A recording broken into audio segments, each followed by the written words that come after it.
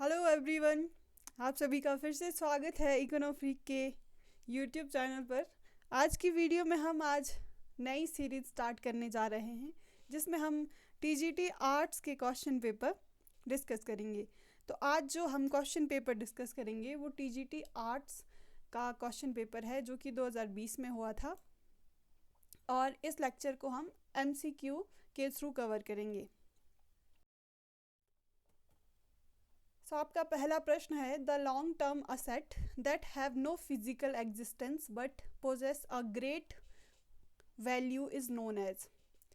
दीर्घकालीन परिसंपत्तियां जिनका भौतिक अस्तित्व नहीं होता लेकिन बहुत मूल्य होता है कहलाती हैं।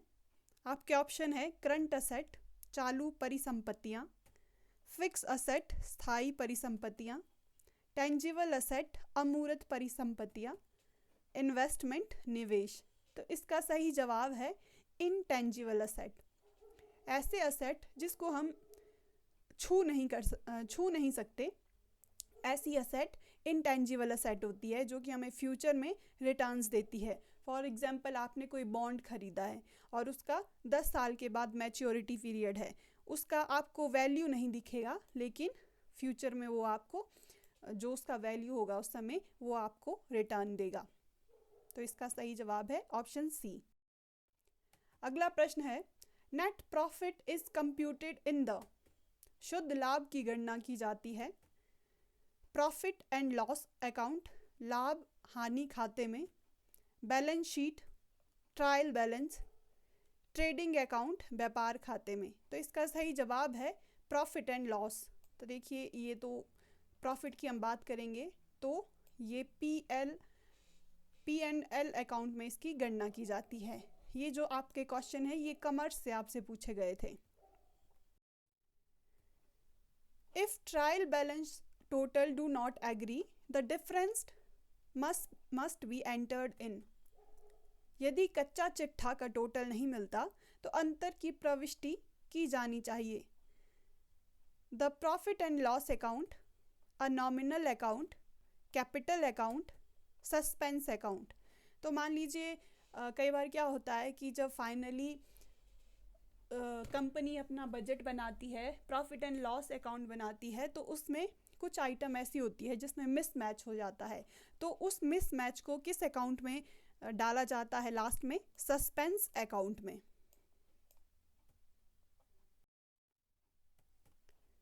What do you mean by under condition of perfect competition in the product market? आपसे perfect competition in product market आपसे पूछा है।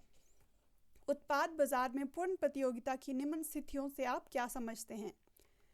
Option A MRP is equal to VMP, option B MRP is greater than BMP, option C VMP is greater than MRP, option D none of these.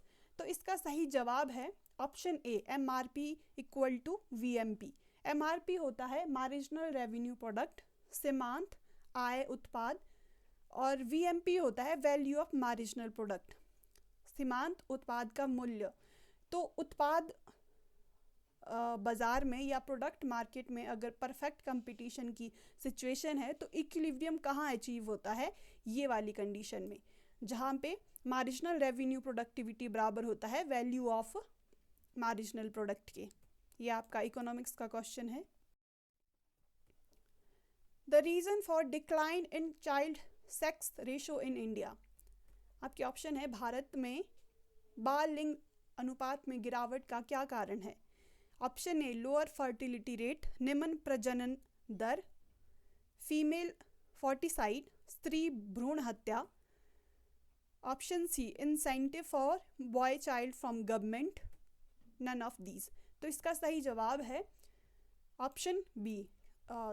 जो कन्या भ्रूण हत्या है वो child sex ratio का डिक्लाइन का मेजर कारण है इंडिया में। ये देखिए आपको इसका पता भी होना चाहिए हमारा चाइल्ड सेक्स रेशो कितना था अकॉर्डिंग टू सेंसस 2011, 909। इसका मतलब ये हुआ प्रति 1000 लड़कों के पीछे हमारी लड़कियां कितनी हैं? 909। What does price flooring means? आपके ऑप्शन है shortage, surplus, equilibrium, none of these. न्यूनतम मूल्य का अर्थ क्या होता है? अभाव, अधिशेष, संतुलन, इनमें से कोई नहीं। तो प्राइस फ्लोरिंग का मतलब होता है सरप्लस। देखिए ये आपके पास डिमांड कर्व है, ये सप्लाई कर्व है, इसको हम डी मार्क करते हैं, इसको हम सप्लाई कर्व का एस मार्क करते हैं। ये वाली सिचुएशन है इक्विलिब्रियम प्राइस की। तो जब हमारे पास सरप्लस ज़्यादा होता है, मतलब सप्लाई ज़्यादा होती है, तो उस सिचुएशन में हम प्राइस फ्लोर को देखते हैं।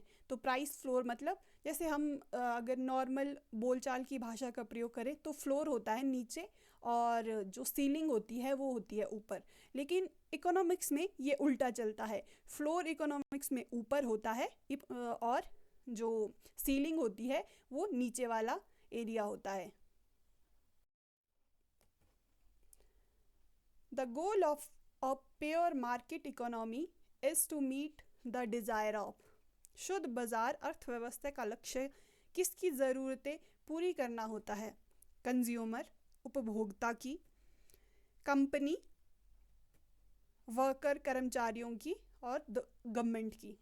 तो इसका सही जवाब है कंज्यूमर की। प्योर बाजार सिचुएशन ऐसी होती है जिसमें कि बहुत सारे आपके सेलर होते हैं सेम प्रोडक्ट को जो सेल करते हैं। तो जो कंज्यूमर है उसको मिनिमम प्राइस मिलता है, एक जैसा प्राइस मिलता है सभी जगह, जिससे कंज्यूमर को फ़ायदा होता है। The law of demand means, पहले हम लॉ ऑफ डिमांड का ग्राफ बना देते हैं। ये डिमांड कर्व जैसा मैंने पीछे भी बताया था डाउनवर्ड स्लोपिंग कर्व होता है। यहाँ आपका वाई एक्सिस पे प्राइस हम लेते हैं और एक्स एक्सिस पे क्वांटिटी लेते हैं जो हम खरीदते हैं, और ये प्राइस जो हम क्वांटिटी खरीदते हैं उन गुड्स की होगी। तो आपके ऑप्शन है as quantity demand rise the price rise. ये क्या बोल रहा है कि जब हम क्वांटिटी ज़्यादा खरीदते हैं तो प्राइस बढ़ेगा। देखिए आपको ग्राफ से क्लियरली समझ आ रहा होगा, अगर हम इतनी क्वांटिटी खरीदेंगे तो क्या आपका प्राइस बढ़ रहा है? बिल्कुल नहीं, ये कम हो रहा है। Option B as price rise the quantity demand rise. जब प्राइस बढ़ती है, जब मान लो प्राइस इंक्रीज होगी तो क्या हम ज़्यादा वस्तुओं को खरीदते हैं? बिल्कुल नहीं। तो ये ऑप्शन भी आपका गलत हो गया। हम ज़्यादा वस्तुएं तब खरीदते हैं जब प्राइस डिक्रीज होता है। As price rise the quantity demand falls, ये सिचुएशन बिल्कुल सही है। जब हमारा प्राइस राइज होगा तो हम कम खरीदेंगे।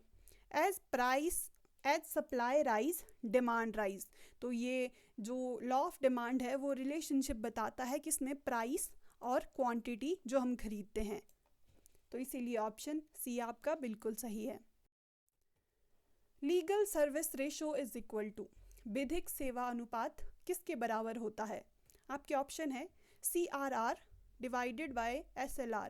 CRR की फुल फॉर्म है कैश रिजर्व रेशो, SLR की फुल फॉर्म है स्टैट्यूटरी लिक्विडिटी रेशो। ये रेशो बैंक से संबंधित है।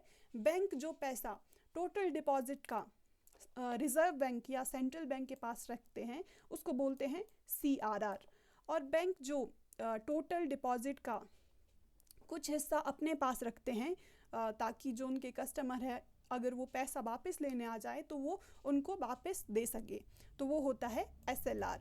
तो ये आपके ऑप्शन है। तो लीगल सर्विस रेशो होता है CRR बाय SLR। तो option A is correct here. A direct tax is a tax which is imposed on.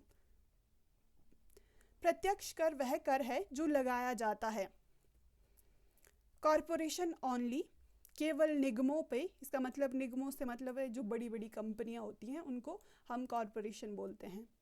Individual only, individual and corporation only, व्यक्तियों और निगमों पर, नन ऑफ दीज। तो डायरेक्ट टैक्स क्या होता है? अगर हम टैक्स को समझने की कोशिश करें तो दो तरह का हम टैक्स को देखते हैं। एक टैक्स होता है डायरेक्ट टैक्स, एक होता है इनडायरेक्ट टैक्स। डायरेक्ट टैक्स वो होता है कि जिस पे सरकार टैक्स लगाएगी वो उसी व्यक्ति को देना पड़ेगा। फॉर एग्जांपल इनकम टैक्स की बात अगर होगी तो सरकार इनकम टैक्स किसी व्यक्ति पे लगाती है और वो उसी को देना पड़ता है। ओके, इनडायरेक्ट टैक्स हो गया कि सरकार किसी एक व्यक्ति पर लगाती है लेकिन वो व्यक्ति उस टैक्स को आगे शिफ्ट कर देता है फाइनल कंज्यूमर पर।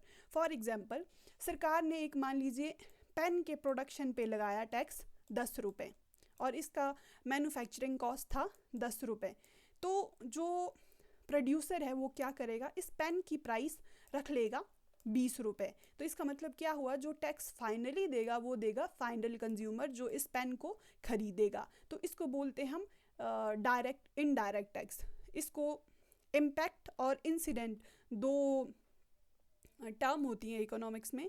इम्पैक्ट होता है जो इनिशियल बर्डन होता है टैक्स का। फॉर एग्जांपल 10 रुपये का बर्डन किस पे पड़ा टैक्स का, जो प्रोड्यूसर है, लेकिन उसने आगे उसको शिफ्ट कर दिया फाइनल कंज्यूमर पे, तो इसको बोलते हैं इकोनॉमिक्स में इंसिडेंस। तो इससे भी आपसे क्वेश्चन पूछा जा सकता है।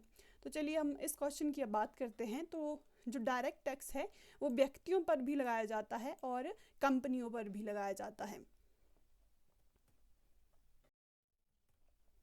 The major source of revenue receipt for a government is not, आपका ऑप्शन है tax revenue, income tax, wealth tax, profit. तो आपको यहाँ पे नॉट का ध्यान रखना है। तो जो गवर्नमेंट का रेवेन्यू रिसीट का जो शेयर नहीं है मेजर, वो है profit.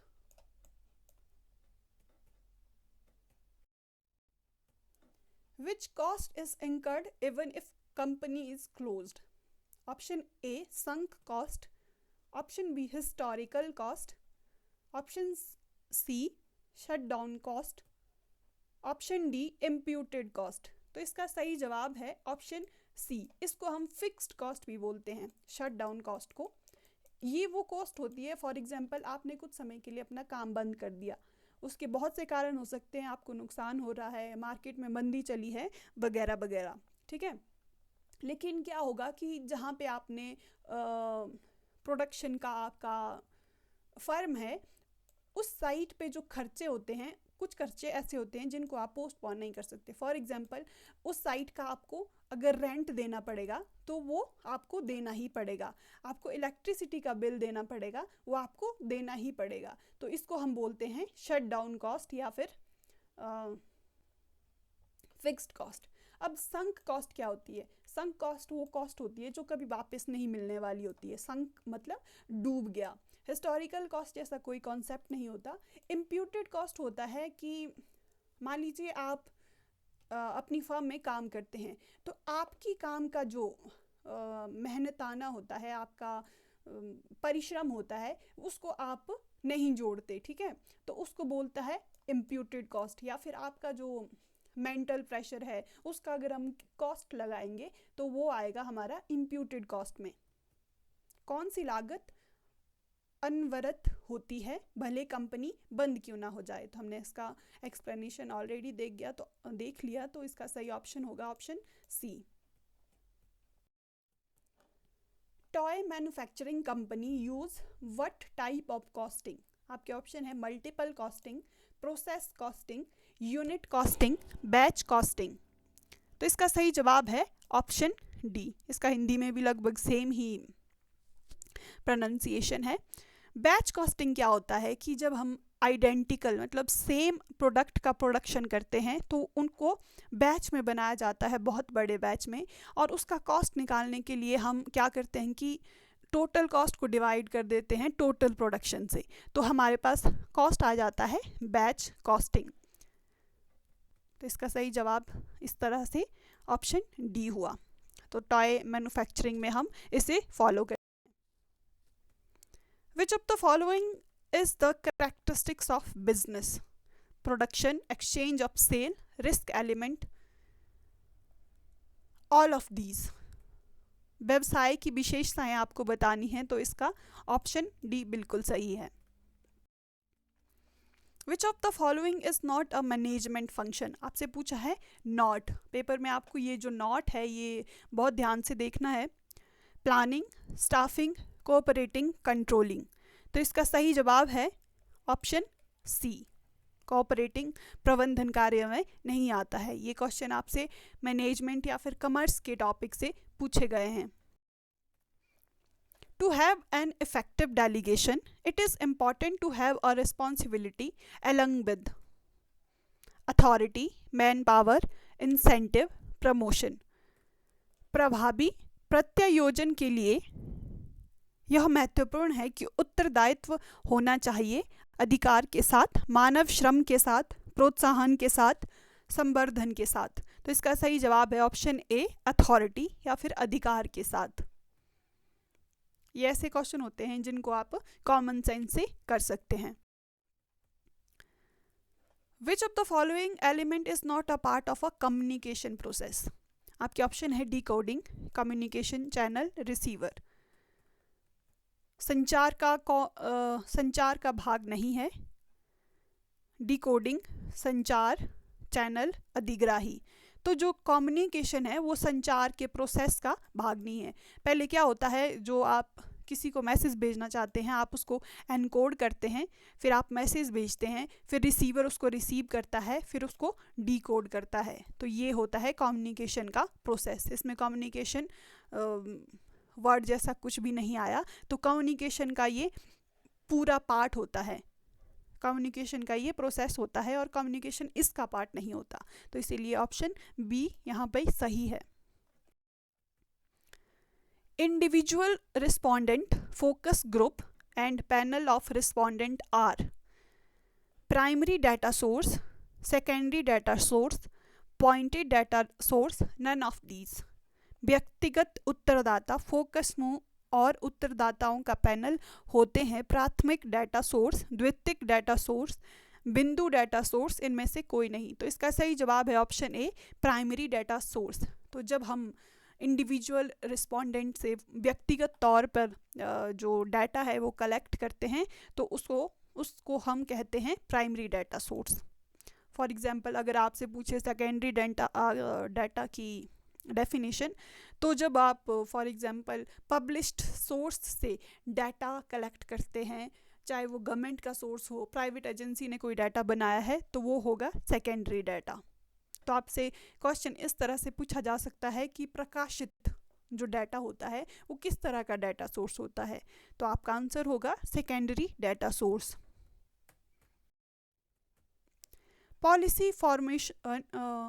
Policy formation comes under which role? Top level manager, middle level manager, operation management, all of these। वैसे तो क्या होना चाहिए कि पॉलिसी फॉर्मेशन में सभी का कंट्रीब्यूशन होना चाहिए, लेकिन प्रैक्टिकली जो पॉलिसी होती है, फॉर एग्जांपल गवर्नमेंट कोई पॉलिसी बनाती है तो वो टॉप लेवल के जो IAS होते हैं, अधिकारी होते हैं, वो पॉलिसी फॉर्मुलेट करते हैं। तो ऑप्शन ए यहाँ पे बिल्कुल सही होगा। If we take goods for our own use we should, अगर हम किसी वस्तु को अपने यूज के लिए काम में लाते हैं तो वो डेबिट और क्रेडिट कौन से अकाउंट में होना चाहिए, ये आपसे पूछा गया है। आपके ऑप्शन है debit drawing account, credit purchase account, debit drawing account, credit stock account, debit sales account, credit stock account, debit purchase account, credit drawing account. तो इसका सही ऑप्शन है ऑप्शन बी। डेबिट किस में होगा? ड्राइंग अकाउंट में, क्योंकि हमने अपने यूज़ के लिए गुड ली है, और क्रेडिट किस में होगा? स्टॉक अकाउंट में। तो ऑप्शन बी बिल्कुल सही। अभी तक जो क्वेश्चन है वो आपके इकोनॉमिक्स, कॉमर्स, मैनेजमेंट, कम्युनिकेशन से आपसे पूछे गए थे, और अब जो सेक्शन होता है इसमें 20 क्वेश्चन आपसे इंग्लिश ग्रामर से पूछे गए हैं। तो अब हमारा सेक्शन शुरू होता है इंग्लिश ग्रामर का। The time of the singing of the words has come. Singing in this sentence is, आपको सिंगिंग बताना है, यहाँ पे क्या डिपिक्ट करता है? Participle, infinitive, gerund, adjective. तो इसका सही जवाब है जीरंड। तो जब कोई नाउन होता है और उसमें ING लगता है तो वो जीरंड की तरह काम करता है। It is but right to admit our fault, which part of speech is what in this sentence. आपको बताना है कि ये जो बट है ये यहाँ पे कौन से पार्ट ऑफ स्पीच का काम कर रहा है, नाउन, प्रपोजिशन, कंजंक्शन, एडवर्ब। तो इसका सही जवाब है ऑप्शन डी, ये एडवर्ब की तरह कर रहा है। The synonym of alleviate is, आपके ऑप्शन है to aggravate, to dilute, to lessen, to worsen. तो इसका सही जवाब है ऑप्शन सी, टू लेसन।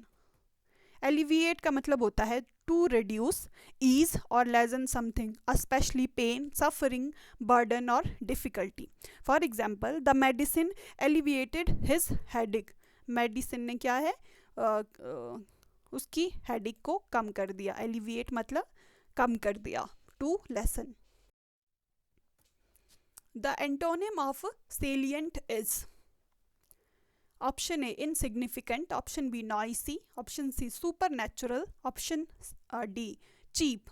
तो सेलिएंट हम इसको क्या पढ़ते हैं, साइलेंट। जैसे मान लीजिए salient feature of a good person, तो हम उसको सेलिएंट की जगह साइलेंट पढ़ते हैं। तो वो सेलिएंट होता है और सेलिएंट का मतलब होता है बहुत इम्पॉर्टेंट, और इसका उल्टा क्या होगा, insignificant. So option A is correct.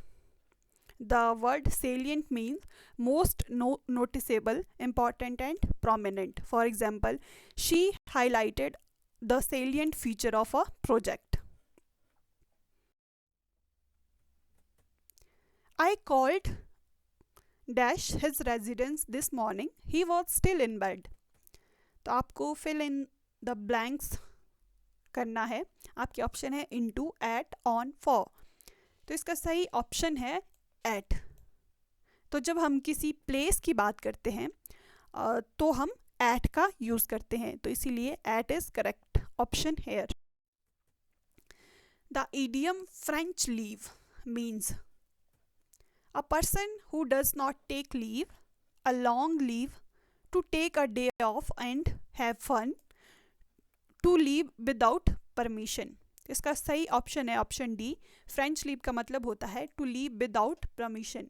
तो इस ईडियम का यूज़ ज़्यादातर मिलिट्री के केसेस में होता है, जहाँ पर कोई व्यक्ति बिना बताए छुट्टी ले लेता है। फ्रेंच लीव मीन्स लिविंग और प्लेस और ड्यूटी विदाउट टेलिंग एनीवन और without getting permission, specially in military और formal setting. It's often consider improper and disrespectful. अब क्वेश्चन इसके बाद जो आपके आएंगे 4 क्वेश्चन, उसमें आपको बताना है, आपके पास सेंटेंस दिए होंगे, उसमें आपको इनकरेक्ट बताना है, एरर बताना है। जैसे although they are living in Delhi, they are living in Delhi for last 5 year, they have not seen Qutub Minar, no error.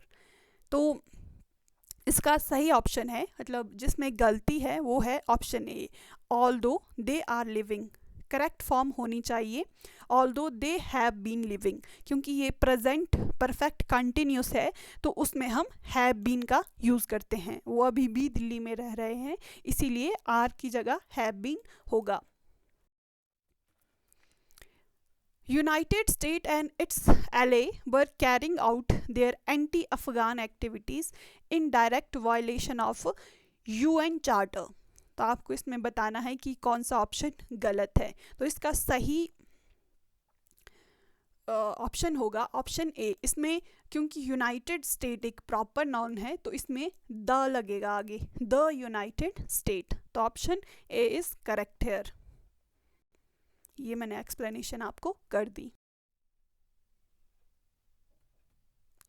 They are forbidden to not enter the sacred place and disobedience is punished with death. तो इसमें आपको error बताना है, तो इसका सही जवाब है ऑप्शन बी, बिकॉज हम यहाँ पे यूज़ करेंगे टू नॉट की जगह नॉट टू एंटर, बिकॉज जो forbidden is already has negative sense, so not should be placed before infinitive verb. इस क्वेश्चन में आपके ऑप्शन पहले ही दिख गए आंसर के। तो आपका क्वेश्चन है Rahul gave his BA final examination last year but failed to pass the examination. No error. तो जो राहुल गिव हिज, ये वाला ऑप्शन है, ये गलत है क्योंकि एग्जामिनेशन के सेंस में हम यूज़ करते हैं टुक और अपीयर का. A person who spend his money recklessly. आपके ऑप्शन है parsimonious, option B prodigal, option C stingy, option D sparing. तो इसका सही जवाब है ऑप्शन बी. जो इंसान बिना सोचे समझे अपने पैसे खर्च करता है उसे बोलते हैं प्रोडिगल. पार्सिमनियस होता है कंजूस. A person who spend his money recklessly is prodigal, means someone who spend money wastefully or recklessly. Parsimonious means extremely frugal and stingy, opposite to prodigal. जो मतलब कंजूस व्यक्ति होता है उसको पार्सिमोनियस कहते हैं. Stingy means unwilling to spend money, जिसके पास पैसे तो होते हैं लेकिन वो खर्च करने की इच्छा नहीं रखता, उसको बोलते हैं हम stingy. Sparing means using something in small amount, थोड़े थोड़े करके जो पैसे खर्च करेगा उसको बोलेंगे स्पेयरिंग. आपका अगला प्रश्न है, आपको करेक्ट स्पेलिंग बतानी है. आपको लिटरेटियर वर्ड दिया है और उसकी आपको करेक्ट स्पेलिंग बतानी है. तो इसका ऑप्शन ए सही होगा. लिटरेटियर क्या होता है कि जिसको लिटरेचर का अच्छा खासा नॉलेज होता है. Litterateur means a person who is well versed in literature. अब आपको इनकरेक्ट पैसिव सेंटेंस बताना है. आपके ऑप्शन है sweets are contained in this box, he has been appreciated.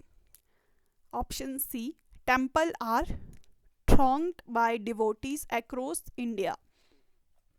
This novel is being sold like hotcakes. तो incorrect passive voice कौन सा है? Option A. इसमें कंटेन की जगह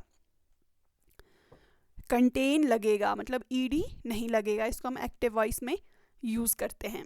Sweets are contained in this box, or the phrase sweets are contained in this box is incorrect because contain is a stative verb, does not usually take passive voice. Instead it should be the box contains sweets. अब आपका question आता है narration से. आपको क्या बताना है? Incorrect narration. He said to his mother, where did you find my books yesterday? Option B, he proposed to his friends that we should enjoy a game of cricket. His teacher inquired Rabi why he had been absent in previous week. My mother wished me that I might live long. तो इसका जो incorrect narration और correct option है वो है option B. इसमें हम we की जगह दे का यूज़ करेंगे.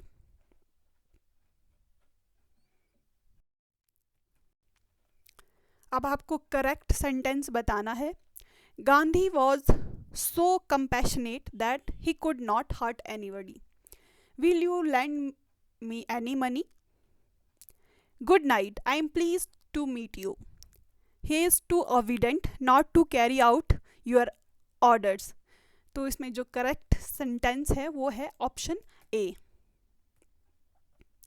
एनी मनी का मतलब क्या हुआ? कुछ भी तुम दो.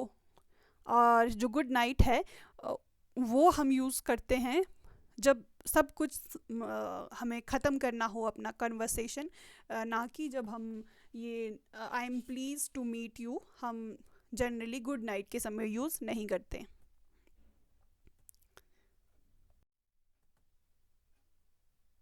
विच of the following pair is incorrect? आपके ऑप्शन है here, leveret, frog, cygnet, cow, heifer, elephant, calf. तो इसका जो सही ऑप्शन है वो है फ्रॉग. सिग्नेट, जो सिग्नेट होता है उसको हंस का बच्चा जो होता है उसको सिग्नेट बोलते हैं, और जो फ्रॉग का बच्चा होता है उसको बोलते हैं टैडपोल. तो that's why this option is incorrect. Choose incorrect sentence where wrong modal is used. Had he started earlier, he would have caught the train. The authority imposed lockdown so that COVID-19 might not transmit fast. She need she needs not join her office during lockdown. My grandparents would go to temple daily. तो इसका wrong model जहाँ use हुआ है वो है option सी. जो need है वो negative sentence should be used in need not instead needs not. That's why option C is correct. The horse and carriage fill in the blanks at the door. Agreement of verb आपको बताना है is, are, were, have, been. तो इसका सही option है option A. Because जो ये horse and carriage है ये सिंगुलर सेंस में यूज हुए हैं, इसीलिए इज का यूज होगा. The fair breeze blew, the white foam flew, the furrow followed free, we were the first that ever burst into that silent sea. Which figure of speech is used in above lines? Smile, metaphor, apostrophe, alliteration. तो इसका सही option है alliteration. इसमें क्या है, F word का use बार बार हुआ है. मतलब इसमें अगर हम कोई वर्ड यूज़ कर रहे हैं तो उसका सीक्वेंस में 2-3 बार यूज़ हुआ है तो उसको हम बोलते हैं एलिट्रेशन. हिंदी में इसको बोला जाता है अनुप्रास अलंकार, जिसमें किसी जो अल्फाबेट है उसको बार बार रिपीट किया जाता है. The correct transcription of the word Dobby is. आपके पास ये सारे ऑप्शन दिए हैं.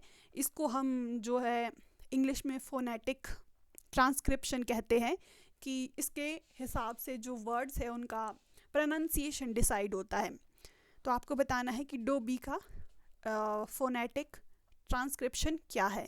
तो ऑप्शन बी इसका बिल्कुल सही आंसर है. According to IPA which is international phonetic alphabet, डोबीज को ऐसे फोनेटिक में लिखा जाता है. तो इसी के साथ जो आपके 2 सेक्शन है इकोनॉमिक्स, कॉमर्स और इंग्लिश, उसका सारे क्वेश्चन कंप्लीट होते हैं.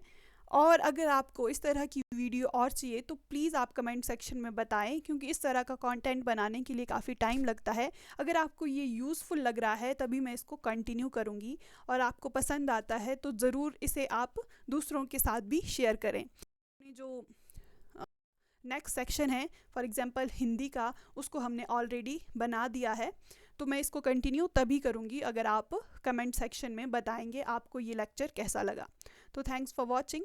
और इसका जो आपको PDF है वो मिलेगा टेलीग्राम चैनल पर, जिसका लिंक आपको चैनल के होम पेज पे दिया गया है.